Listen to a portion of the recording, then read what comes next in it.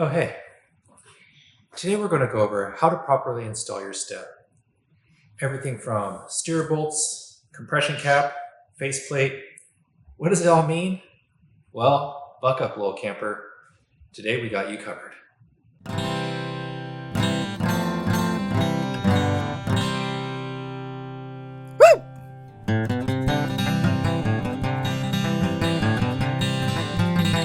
Oh yeah!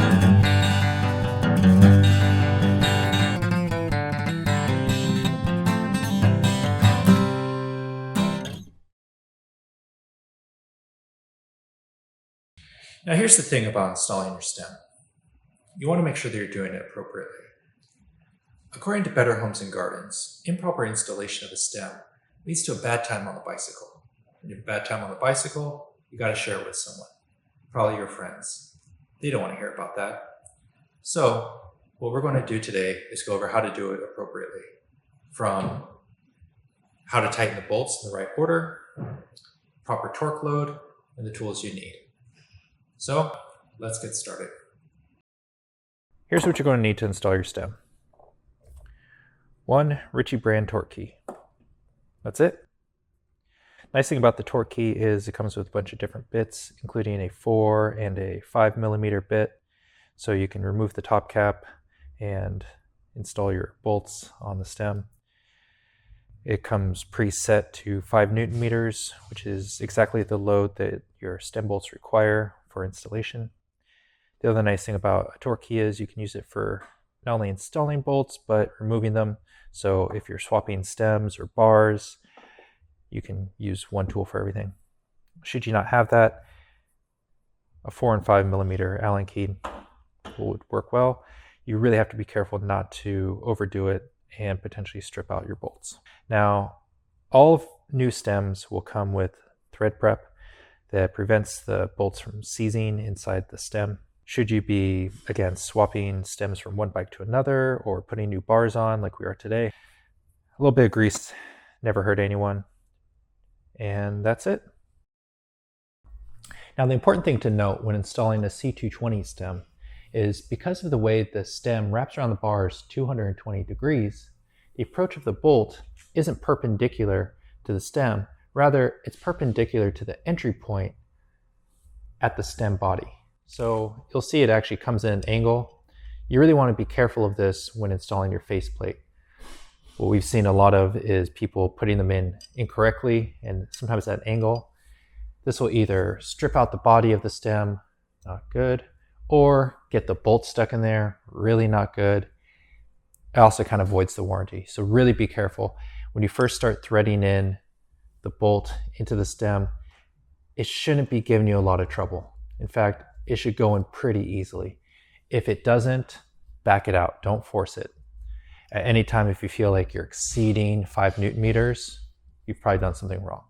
So take your time, don't rush it, and remember to come in at kind of a little bit of an angle, if you can see it there.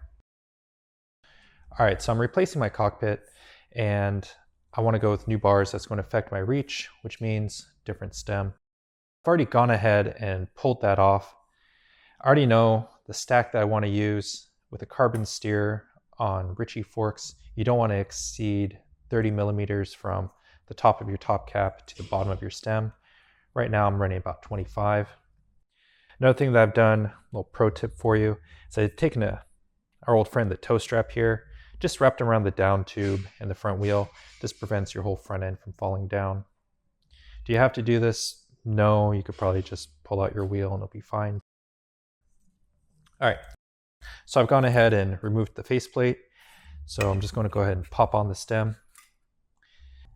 You want to make sure that there's just a little bit of room between the top of the stem and the top of the expander plug. The reason being, there's a little shelf with a compression cap here, and you really don't want that to bottom out on your expander plug.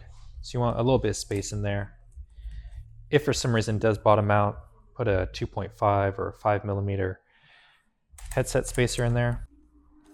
Now, with the top cap, you don't necessarily need to hit 5 Newton meters. In fact, you want to hit just below that. So somewhere around 4 to 3. I'm not even going to get it to where it clicks because I know that that'll just be too much. So I get it snug. I test the turning a little bit. It doesn't feel like it's binding. That's great. And then while the bars are off, I'll take this opportunity to line up my stem to my front wheel. We all know there's nothing worse than having your stem be misaligned from your wheel. It drives me nuts. So let's go ahead and swap out our 5mm bit for a 4mm. So there we go, got our 4 on there. Now, you really don't want to go ham right away on just one bolt. You want to go back and forth between the two, snugging them up evenly. If you overdo one, you're putting added stress on one steerer bolt over another. Really don't want to do that. Boom, we're already there. Don't keep clicking back and forth, there's no need to. So let's take our bars. In this case, I'm going with some butanos. Go ahead and get it about where we want it and just push it all the way back until the back of the bar butts up against the stem. You'll see it's holding it in place. You can take this opportunity to adjust your angle. You can see the branding, kind of nice to have there so you can center your bars. Looks great. Let's start with our faceplate. Make sure it's right side up. Go ahead and line up our faceplate.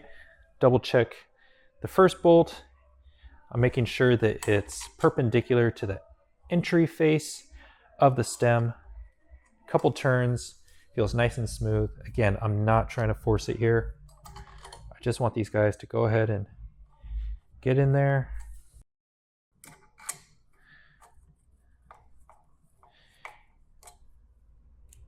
You want to be nice and even all the way around. Okay.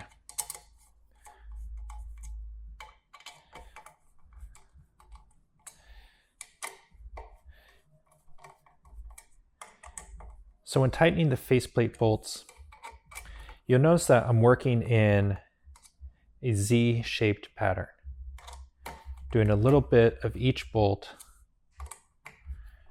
In this case, 2 to 3 turns of each one until I start to feel it really grab and get up to the proper torque.